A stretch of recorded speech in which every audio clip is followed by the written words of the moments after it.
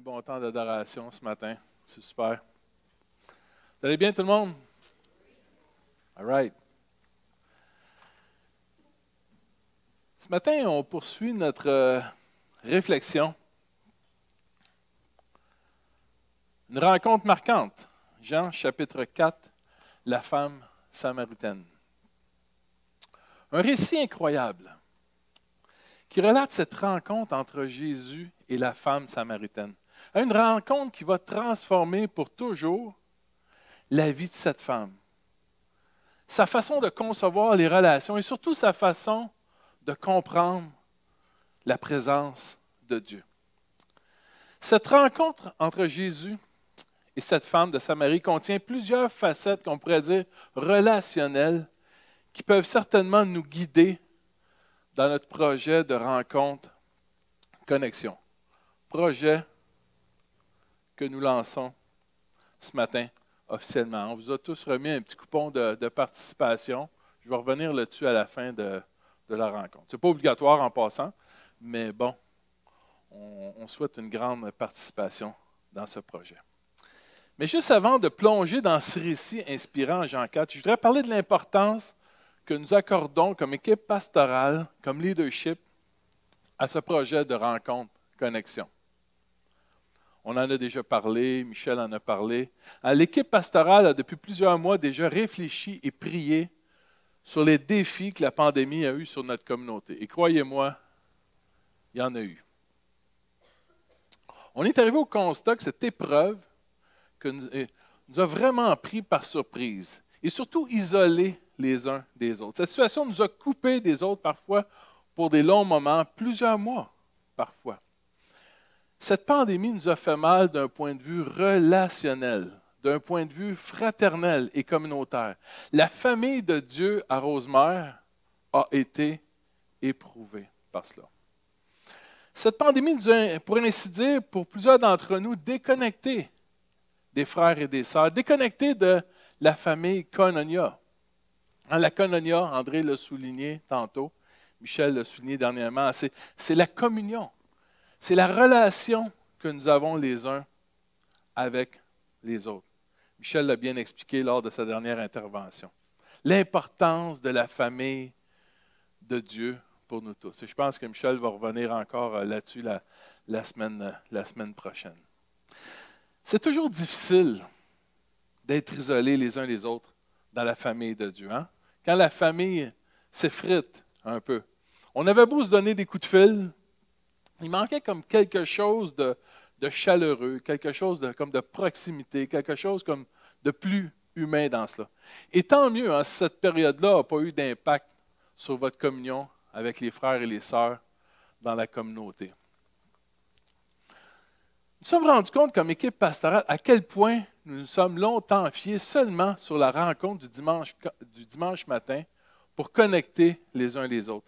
Et c'est une bonne chose, hein, les célébrations du dimanche matin, on ne veut jamais laisser ça. Mais il a suffi au gouvernement de décréter la fermeture des lieux de culte pour nous perdre de vue. Ça donne quand même à se questionner un petit peu. Je ne sais pas si vous êtes d'accord avec moi. On ferme la place ici, bang, on s'est perdu de vue. On est convaincu que chaque personne reliée au corps de Christ, l'Église, n'est pas fait pour vivre isolée les uns des autres. L'œil, comme dira Paul, ne peut pas dire à la main, « j'ai pas besoin de toi », ni la tête dire aux pieds, « j'ai pas besoin de vous ». Voilà les raisons qui nous poussent à mettre de l'avant, de façon plus intentionnelle que jamais, les rencontres, connexions. On vous demande comme équipe pastorale de considérer sérieusement, si ce n'est pas déjà fait, je sais qu'il y en a plusieurs d'entre nous, c'est déjà fait, de faire de ce projet de rencontre-connexion une priorité dans notre engagement dans l'Église, dans les prochains mois, dans les prochaines années. Et la vision de l'équipe qu'on vous propose, c'est que chaque personne qui fréquente cette Église, chacun d'entre nous, soit connecté à au moins une personne de la communauté. Une bonne connexion, là. Quelque chose de solide. Et tant mieux si c'est plus. Si c'est avec deux, si c'est avec trois. Tant mieux si c'est plus. Mais notre objectif, notre vision, c'est une seule personne. Une connexion fraternelle qui favorise l'échange, qui favorise les partages personnels. Raconte-moi ce que tu vis ta semaine, ta. Partage la parole de Dieu, peut-être, si c'est ça que vous avez à cœur. Le soutien dans la prière, dans le but que chacun puisse vivre une communion fraternelle authentique, une connexion humaine, spirituelle avec un frère, une sœur ou plusieurs personnes. Et par conséquent, une communion avec Dieu. Parce que rencontrer son frère, sa sœur, c'est aussi rencontrer Dieu. Le projet de rencontre connexion est fondamentalement une façon de vivre en communion avec les autres. Puis on va en reparler tantôt parce qu'on va prendre la communion ensemble. Communion avec le Fils de Dieu et communion avec le Père. Et on a ce beau texte qui nous dit « Car là où 2 ou 3 sont assemblés en mon nom, je suis au milieu d'eux. » C'est simple, hein?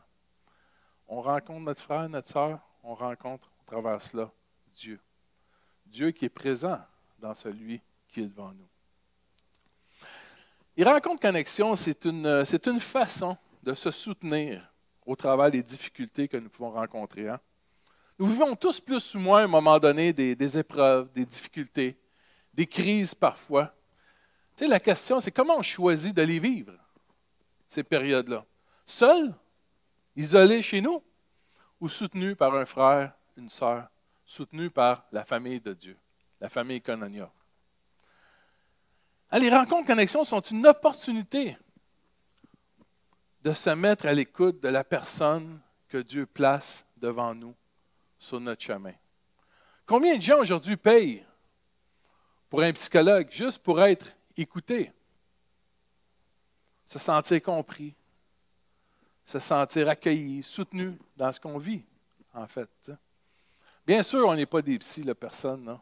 Peut-être qu'il y en a, mais je ne sais pas. Mais on a tous besoin d'être écoutés. On a besoin d'être entendus. On a besoin de partager ce qui nous fait mal.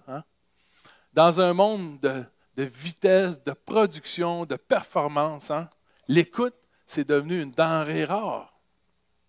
Mais heureusement, la famille de Dieu, elle existe pour cela. Il faut qu'on se mette à l'écoute les uns des autres. Amen.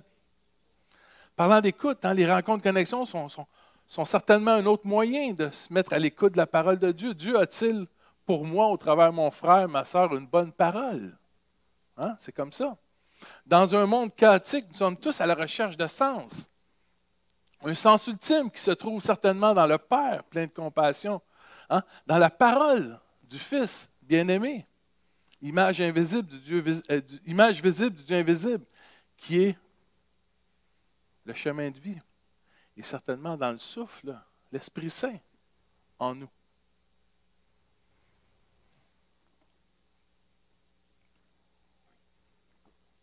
J'ai abordé lors de ma dernière réflexion sur la rencontre de Jésus avec la femme samaritaine 2 facettes relationnelles qui peuvent certainement nous guider dans ce projet de rencontre-connexion.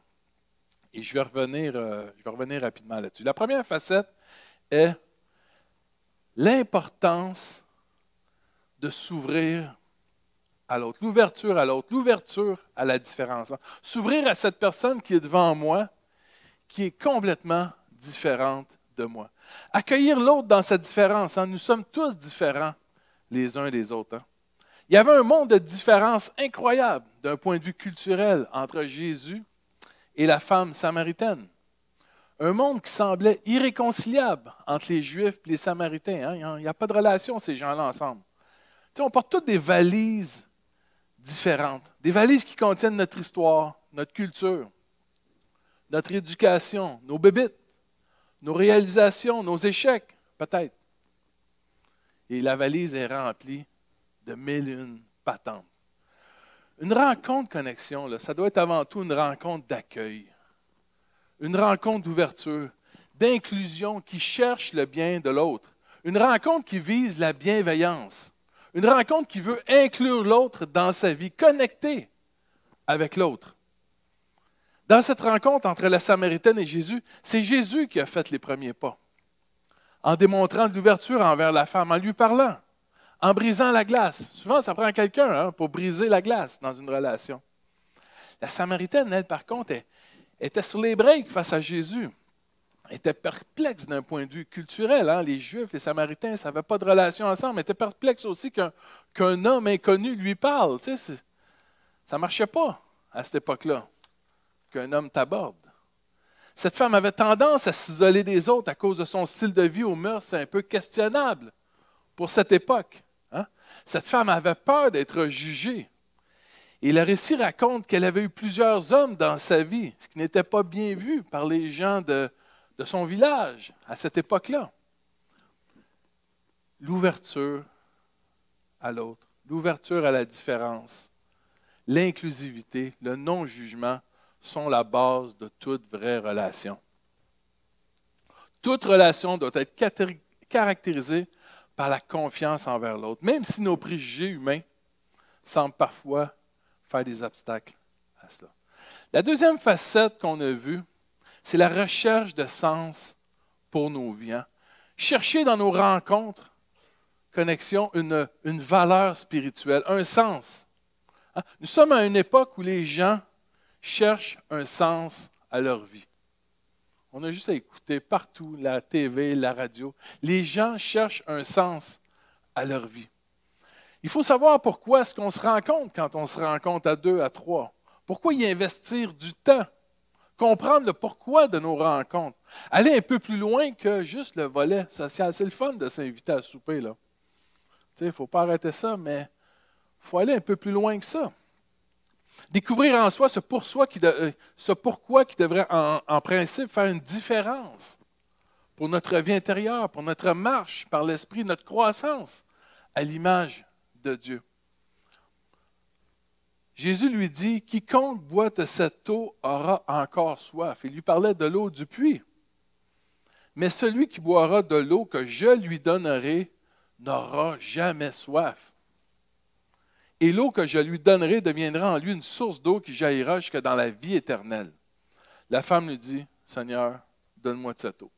J'en veux de ça. » Ça a du sens pour elle. « Afin que je n'ai plus soif et que je ne vienne plus puiser ici. » Notre rencontre avec un frère ou une sœur devrait s'orienter vers la recherche d'une expérience de cœur avec Jésus. Une expérience où on veut expérimenter la source d'eau vive, la vie qu'on a tous besoin pour vivre. En rencontrant mon frère, ma sœur, dans le partage, dans la prière, autour de la parole de Dieu, c'est Jésus lui-même que nous rencontrons. C'est la source de vie que nous rencontrons. Une source qui étanche notre soif. C'est sûr que c'est toujours à refaire, ça. Mais quand je me mets à l'écoute de la parole de Jésus, je marche avec lui sur le chemin qu'il me propose. Jésus est capable de me donner une eau spirituelle qui ôte la soif, qui répond à mes besoins profonds. Une eau que nous avons sans cesse besoin, qu'on devra toujours sans cesse aller à lui pour la trouver. C'est sans fin, ça. C'est la marche avec lui.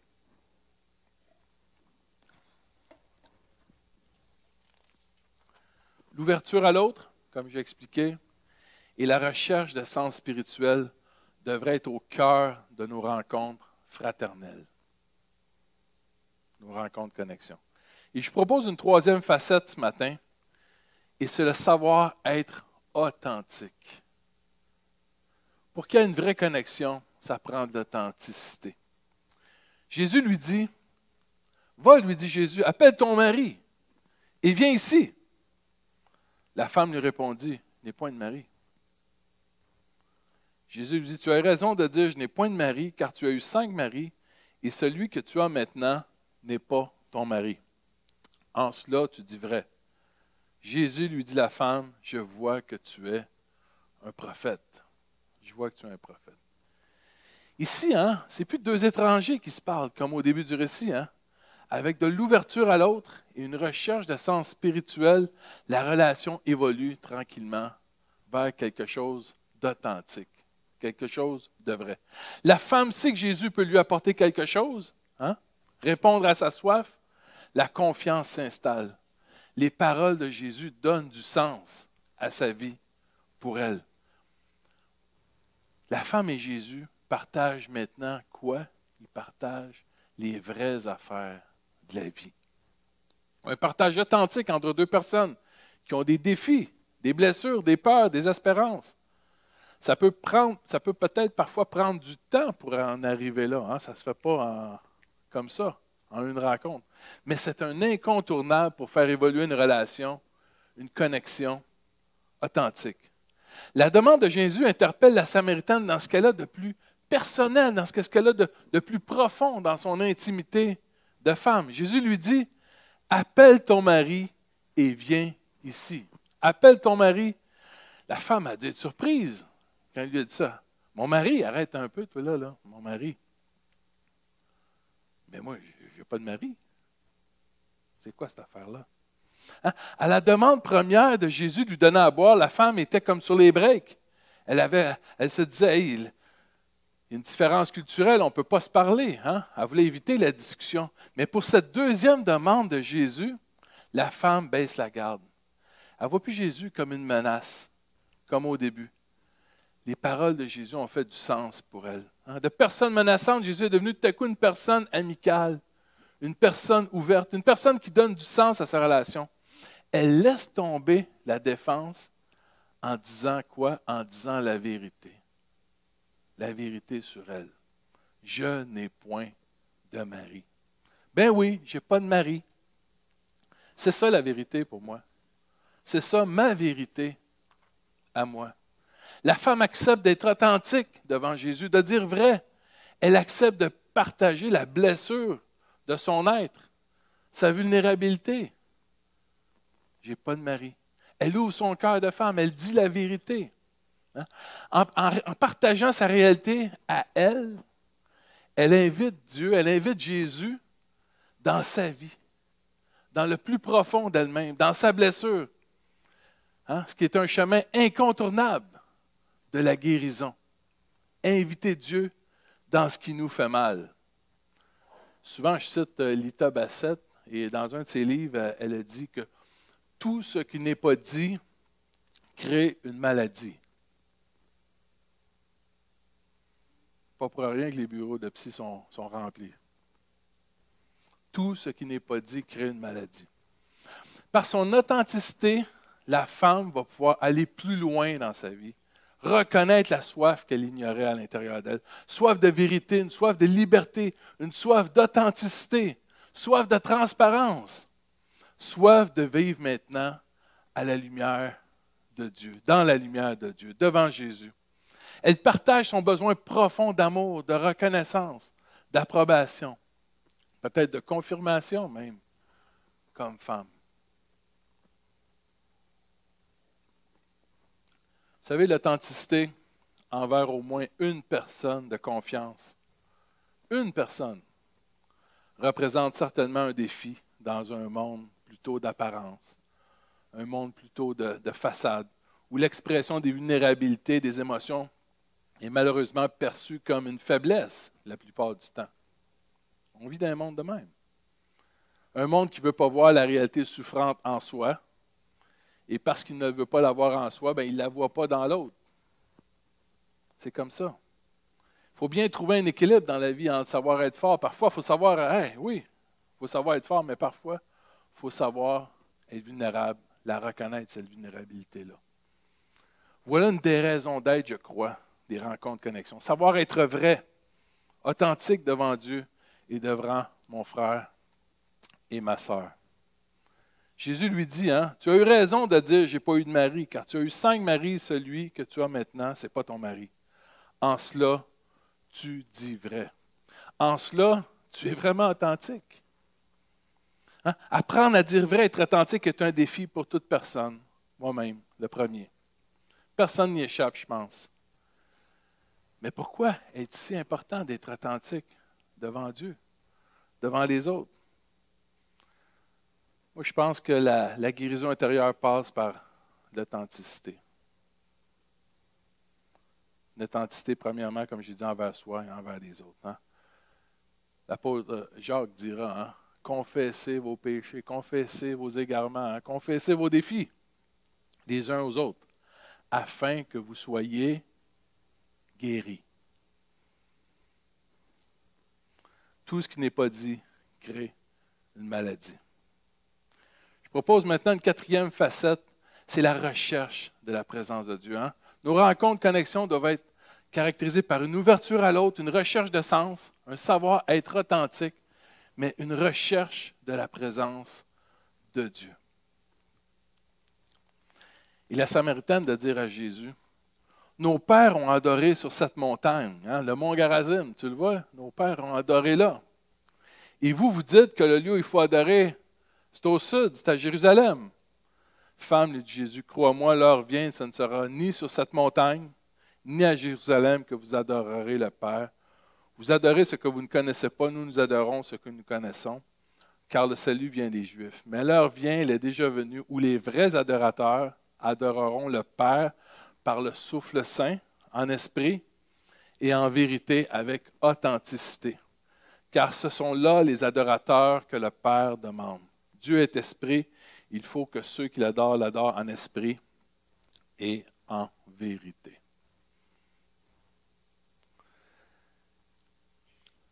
Cette femme de Samarie vient de reconnaître en Jésus la présence d'un vrai prophète.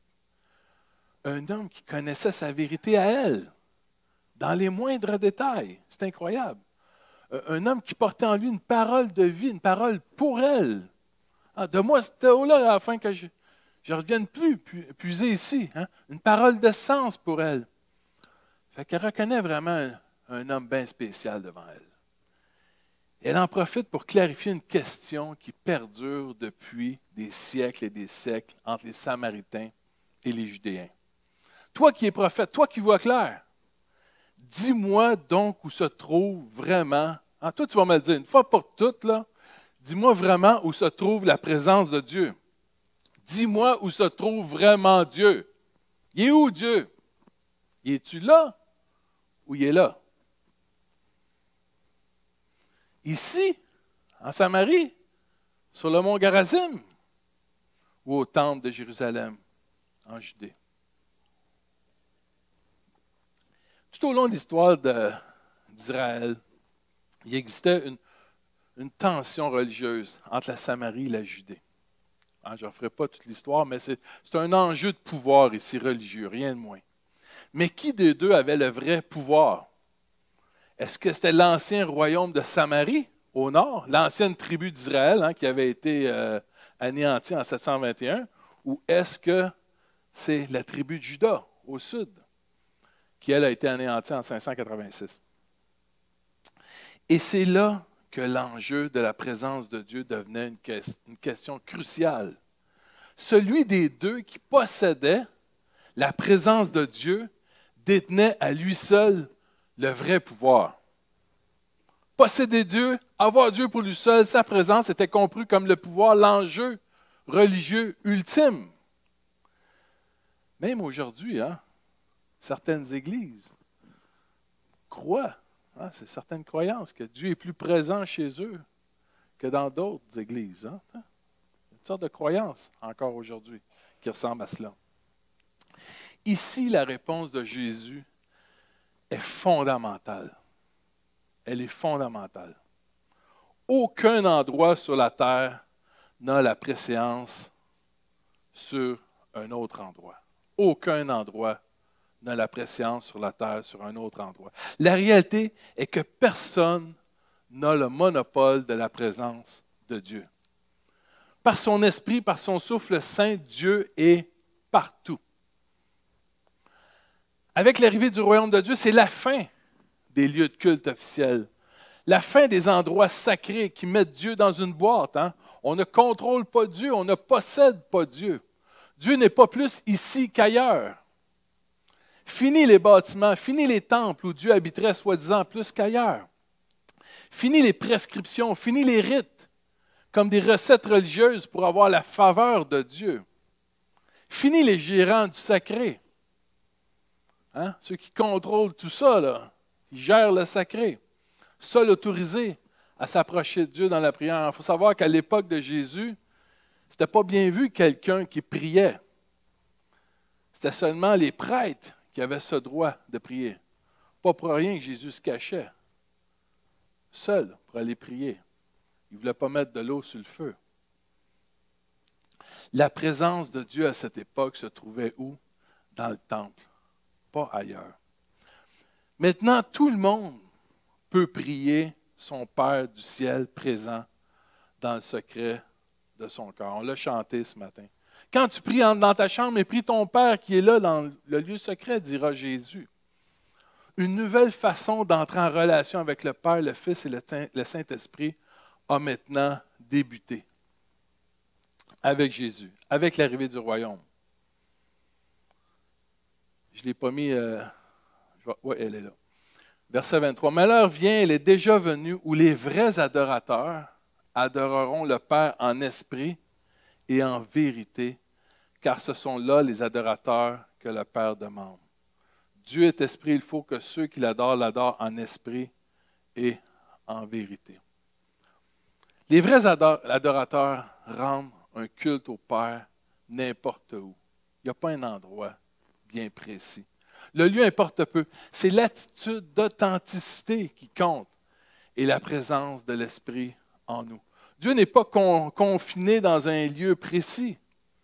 Dieu se trouve là où se trouvent ses enfants. Là, 2 ou 3 sont assemblés en mon nom. Je suis au milieu d'eux. Dieu est dynamique. Dieu est vivant. Il n'est pas enfermé dans une église ou dans un bâtiment ou dans une pratique. Dieu est constamment en mouvement. Le vent souffle où il veut, tu en entends le bruit, tu ne sais pas où il vient, tu ne sais pas où il va. Hein? C'est comme ça. Dieu habite au milieu de son peuple. Nos rencontres, connexions sont autant de lieux possibles où la présence de Dieu se manifestera. Imaginez qu'on a une trentaine de petites rencontres, connexions, une fois par 2 semaines, une fois par mois, 2 personnes, 3 personnes. Bien, partout où il y aura une de ces rencontres-là, à la maison, prendre un café, bien, Dieu va être présent. On ne ferme pas l'Église pour autant, là. Inquiétez-vous pas. On a besoin de se retrouver. Dieu réside au milieu de son peuple. Dieu est ici, en dira le prophète Sophonie. Dieu réside au milieu de son peuple. Mais on aimerait qu'il y ait ce type de rencontre. Des gens authentiques devant lui, avec des frères et des sœurs, à vivre la présence de Dieu en nous. Il y a plusieurs mois déjà, je me suis joint à une petite rencontre, connexion. Et je voulais en parler, prendre 2 secondes, avec Mario, Guylaine. Levez-vous, levez-vous. Il faut que vous vous leviez, là. Il faut que les gens vous voient, là. Alain, là. Alain, mon frère Alain, et Jacques. C'est pas merveilleux, ça? Ils se rencontrent toutes les semaines. Moi, je vais aux 2 semaines. On a un bon moment, on a un bon temps, une belle connexion. On prie ensemble, on échange la parole de Dieu, partage des requêtes, on prie pour l'Église.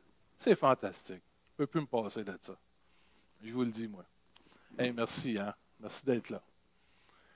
Et il y a aussi la rencontre du vendredi soir, une fois par mois, hein, qui se fait avec Ghislaine, Mélanie, ici à l'Église. Ça va avoir lieu cette semaine. Je pense que Ghislaine donne son témoignage cette semaine. Donc, vous êtes invités à vous joindre à cette rencontre-là. Et c'est toujours des moments bénis. Et on va en parler au cours des prochaines semaines, des prochains mois. Toutes les petites rencontres. Il y a plein de petites rencontres qui se passent. Puis il y en a plein.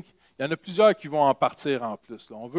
On veut que les gens connectent un peu plus les uns avec les autres. Fait qu'on va vous encourager dans ce sens-là.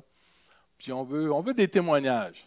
Tu sais, je pense à une sœur, je vois Hélène, je sais qu'elle rencontre une autre sœur. On va vouloir entendre Hélène.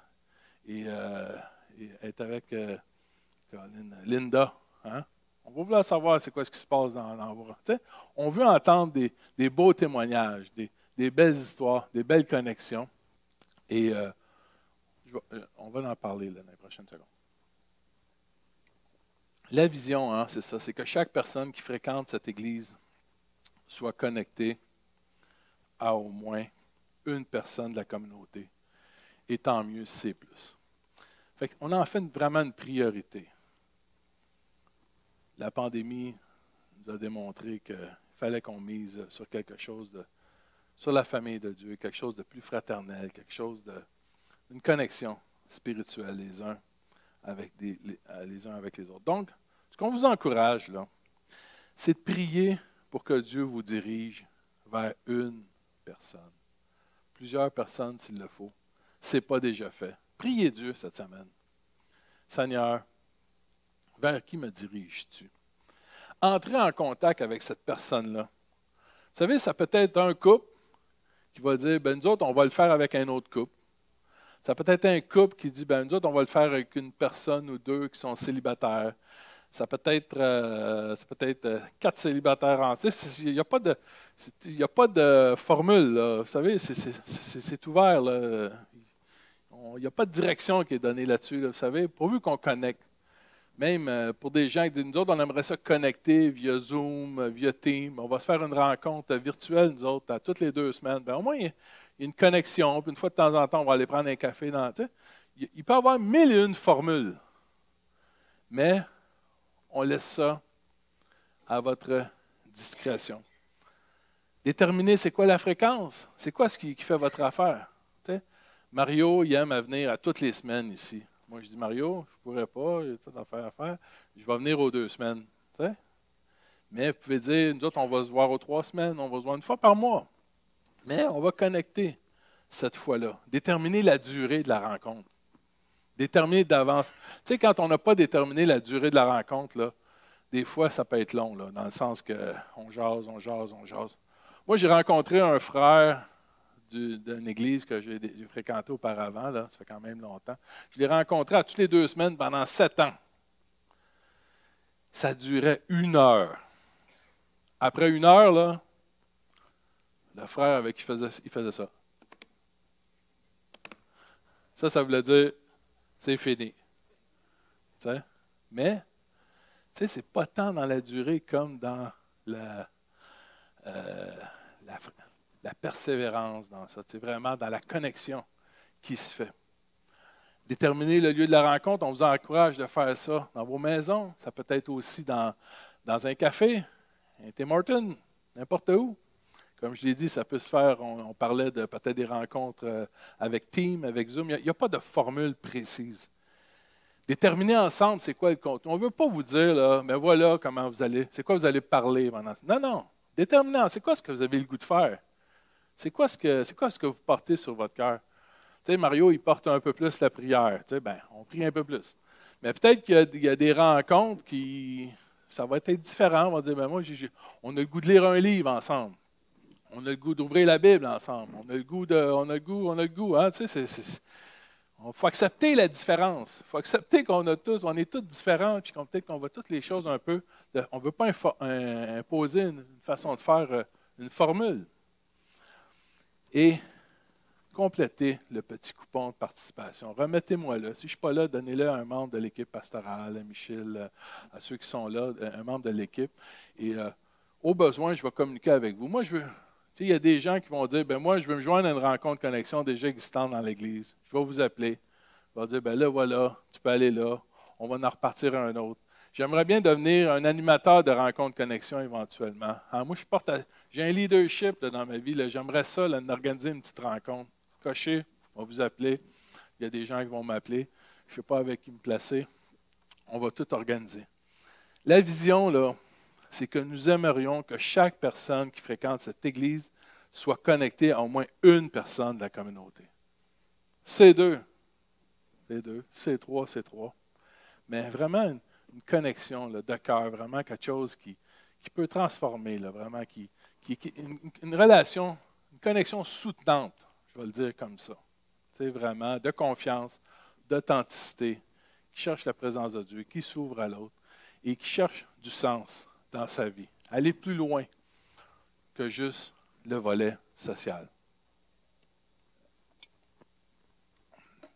Souvent, on est bien bon dans le social. Moi, le premier. Bref, on a vraiment une préoccupation pour ce projet-là. Puis je trouve que ça donnait bien avec la communion qu'on va prendre dans quelques instants. Le projet de rencontre connexion, comme la célébration du dimanche, est fondamentalement une façon de vivre dans la famille de Dieu, en communion les uns avec les autres. une façon de vivre notre communion aussi avec Jésus, une façon de communion, de communier avec le Père. Hein? C'est spirituellement qu'on veut communier. Et là, on a devant nous ce matin le pain et le vin. Et l'apôtre Jean a dit, un beau verset, il dit, car la vie a été manifestée et nous l'avons vue. Il est chanceux, lui. Il l'a vu. Et nous lui rendons témoignage et nous vous annonçons la vie éternelle. Hein, c'est Jésus. Nous l'avons vu et nous vous l'annonçons, cette vie éternelle-là, qui était auprès du Père et qui nous a été manifestée. Ce que nous avons vu et entendu, nous vous l'annonçons à vous aussi. Et il donne les raisons pourquoi. Il dit, afin que vous aussi vous soyez en communion avec nous. Hein? La communion est au cœur de la famille de Dieu. Or, notre communion est avec le Père et avec son Fils Jésus-Christ. Et nous écrivons ces choses afin que notre joie soit parfaite. Amen. Ce matin, on va prendre ensemble la communion afin de signifier encore une fois, comme à tous les mois, notre désir de demeurer, de vivre en communion les uns avec les autres. Demeurer en communion. Hein? C'est toujours un moment d'exprimer notre désir de recommunier avec le Père et avec son Fils Jésus. Vivre en communion, en fin de compte, ça devrait être notre raison d'être. Protéger, travailler, nourrir cette communion-là avec Dieu et avec la famille de Dieu. Et je vous invite à prendre vos petites copes. Ce n'est pas trop difficile. On enlève le premier petit papier, il y en a qui n'ont pas leur petite coupe. Claire est allée en chercher. Putain, je n'aurais pas de besoin, moi. C'est juste pour vous montrer.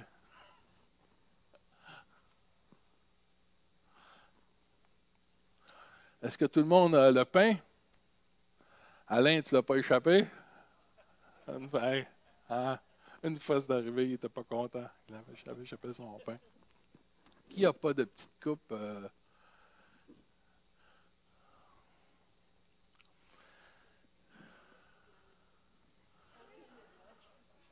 Levez vos mains, ça va être moins compliqué. All right.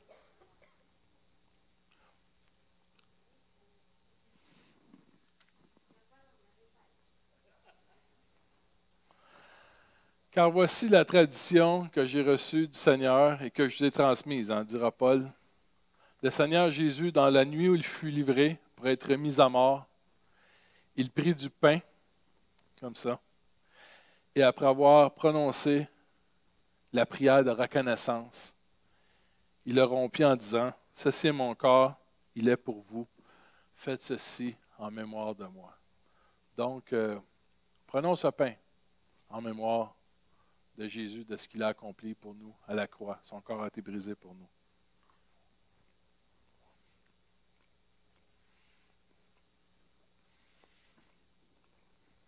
Et Jésus a fait ça juste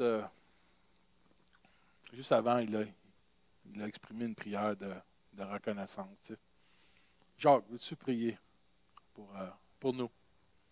Amen.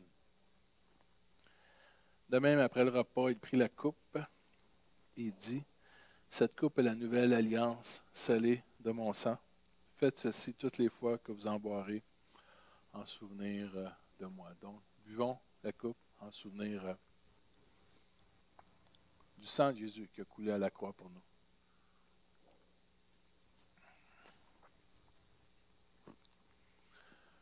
Et pendant que les musiciens vont se placer, je vais inviter Luc. Vous savez que Luc et Jacques sont deux frères, hein? Juste pour ceux qui ne le savaient pas, là. Fait que je me dis, ça va rester dans la famille. Luc, veux-tu prier pour nous, pour remercier le Seigneur pour son sang qui a coulé pour nous à la croix? Recherchons, dans les prochaines semaines, dans les prochains mois, une connexion authentique, une communion avec un frère ou une sœur, avec Dieu. Et afin que votre joie soit parfaite, on va être bénis. On va chanter un dernier chant.